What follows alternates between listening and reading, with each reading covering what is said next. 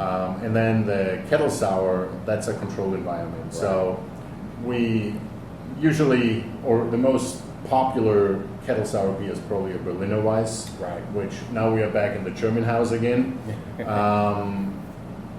With those beers, you're working with lactobacterias. Yeah. So everybody has different sources where he gets them from. Okay. But it's a controlled environment. You brew a normal batch of beer. Before you're going into the cooling and fermentation process, you're pretty much adding lactobacteria into it. Mm-hmm. They will start converting sugars into lactic acid. Yeah. And depending on the temperature, that goes pretty quick. You can do that overnight. And then the next day you just heat the beer up again, go through your regular boiling process, and kill those bacteria off again, go into cooling, go into a fermenter, and then you just ferment just normal, whichever way you want to go. Wow. And you can add throughout that process now, most breweries, they add fruit, Yeah. fruit purees, you can work with spices, Yeah. you can work with herbs. I mean, Yeah, the sky's the limit. guys is unlimited, right? Whatever people or the brewers feel like, or they want to Yeah. experiment with, or so you can do a lot. So it's just a more controlled process of the Right. sour beers. So I mean, the brewing process of beer in general is that wonderful collaboration of science and art together. So y'all doing that? You don't think so? No, I always shake my head a little bit. No, go ahead. Yeah. Beer has to do with science, with Right. microbiology, and for sure, but the science tells us what is going to happen if you do this and this and this and this. Right. Right? The art is, how do you have that science work for you? Okay. So, but at the end, I always like to say, brewing beer is 80% hands-on cleaning. Wow. Cleaning, and cleaning. Yeah. Except if you do wild sours, you might want not to clean too much, right? And then about 20% is probably where the science-art is coming in. Huh. That's usually a point of view how I would like to look at it. Okay. I mean, you would know more than most, so. Well, it's also interesting because if you look at the certain styles we have, or the Right. styles of beers we have now, those styles tell us already what the beer has to be, Yes. right? So where is the art coming in at that point? Where is the free art for the brewers coming in? If Okay. the style list tells us, okay, Hefeweizen has to be like this, and this, and this. Right. Right? So if you buy this beer, that's what you expect, because that's what people expect what that beer is. Right. Sure, you can experiment around, you can do different things, and that's where the American craft brewers are outstanding. Right. You know, working within those style guidelines and try to work those things together a little bit. Right, or bring maybe other taste out of it, or maybe obviously like you were saying, but Exactly. other taste into it. Exactly. So, and then the science is also more on the supplier side, on the ingredient side again. Right. Look what we have available these days on hop varieties, True. right? Well, it's not the brewers that are creating those hop varieties. It's the hop Right, it's the farmers. It's farmers, the, hop right. labs. They're working. Hey, how do we need to? So yes, overall, it's a combination out of science, art, Mhm. but the work in the brewery itself, I don't necessarily like to put that in the same bucket and say that this is art, because brewing beer, I mean, the base process is always the same, if that makes sense. No, it's true. Right? Yeah. So, what is worked out at the end, or this works for the sour beers now. Right. I said on the kettle sours. Here we have endless possibilities. What can we do? This is where the art from the brewer comes in. Right.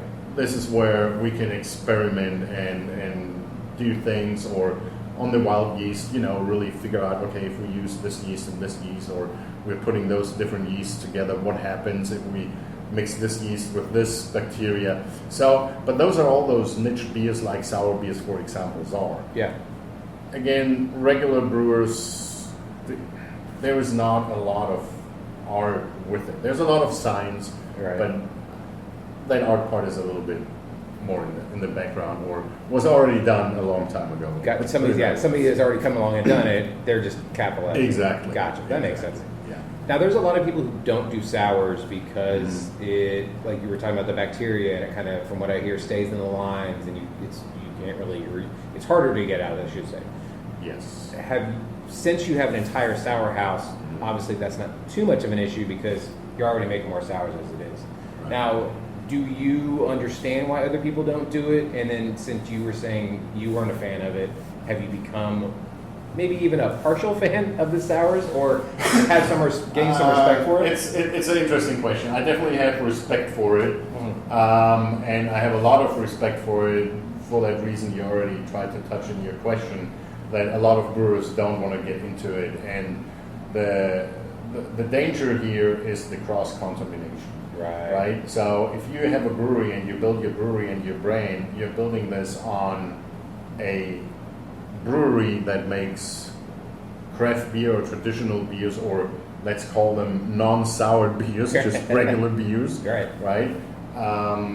It's really hard to brew beer or go into the sour niche. Mm-hmm. You have to be really careful that you don't cross-contaminate your other brewery, and if you get an infection in, it's a lot of work. It's not that you can't control it or that you can't find where the issue is, but it's a lot of work. It's a lot of back and forth.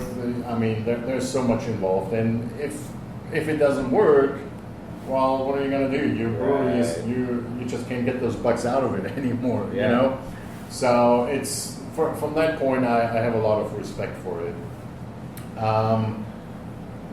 Going back to the question, did I started liking them a little bit more, yes or no?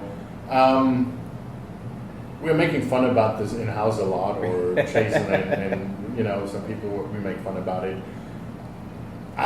Like I mentioned earlier, I've never been a fan of sour beers. Okay. My motto always was, I told that all those years, if you put something sour in your mouth and it's not a lemon or a lime, that's a warning sign not to swallow it, right? So now understanding this beer niche here on the sour part, but for hundreds of years, it was a quality standard that beer does not taste sour. Yeah. If beer tastes sour, there is something wrong with the beer. So we're pretty much working on what we're doing now, or what that sour beer, I don't want to say sour beer hype, but that sour beer wave or flocculation is doing. Yes. We're trying to flip the books a little bit, if that makes sense, right? We're trying to get people to accept that there are sour beers, it's acceptable for them to be sour. Yes. Right? They're supposed to be sour.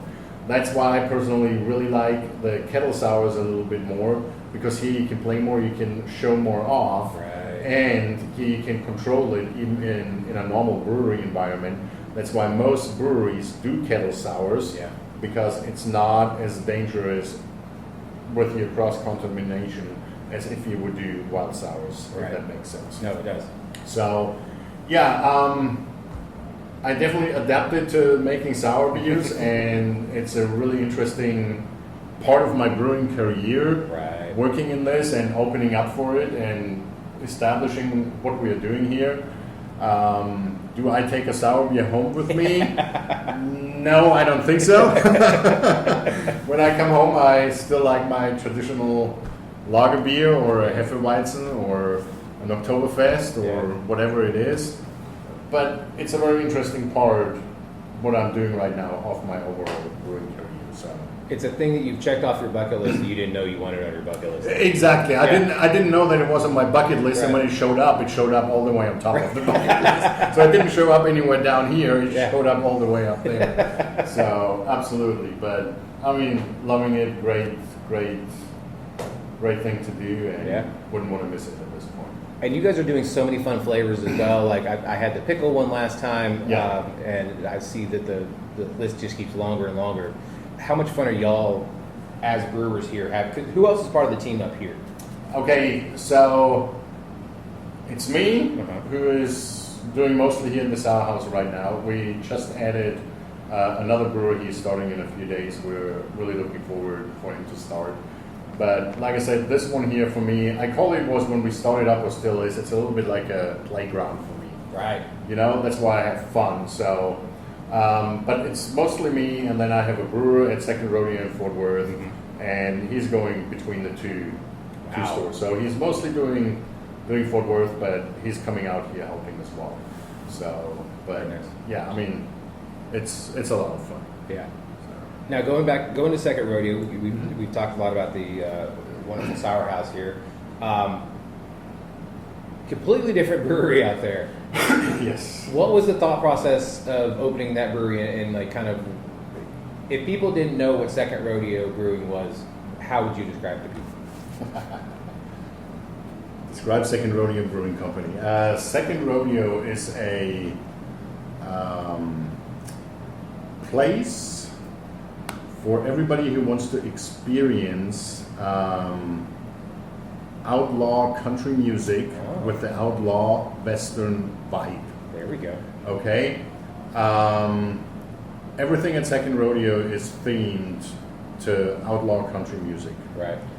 If you come in from pictures, I mean, talk about Elvis Presley, talk about Willie Nelson, talk about, you know, all these beginnings. And then the name itself, Second Rodeo, which goes back to the Wild West, you know.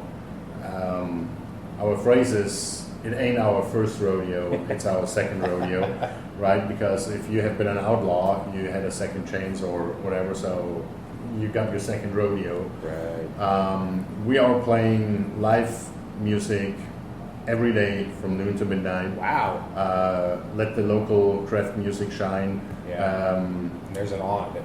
And they're really good ones too. Yeah. So, yeah, if you go into Second Rodeo, it's a outlaw country music honky tonk, where people can have fun, people can explore. Yeah. It is I don't exactly know how big it is. I would guess somewhere between 15,000 square feet facility probably, with a big indoor-outdoor beer garden. Yeah. So we have the indoor area got a retractable roof.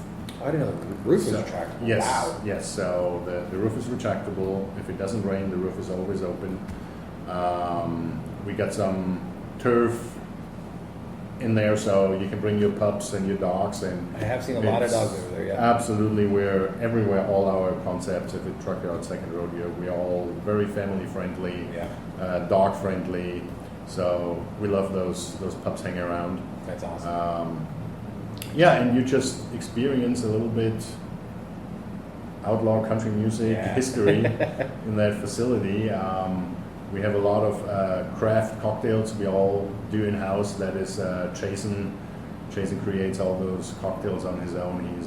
He's a genius in those parts. And yeah, we added the brewery vibe to it. So we have just traditional American style beers. Yeah. We have a Mexican lager. We have American blonde ale. We have an amber ale, IPA. So we're covering all our ends on that side. Yeah. We do have a German Hefeweizen. Hefeweizen, everybody kind of has one as well. So, Everybody has one. It is one of my favorite styles. So it's something I always try to get on the menu if I can. Is that a recipe that you've always used, or is that one? No, so I'm changing those recipes Okay. up, depend on locations. Gotcha. For sure. But the Second Rodeo beers we also distribute throughout, or 3 of the Second Rodeo beers at this point.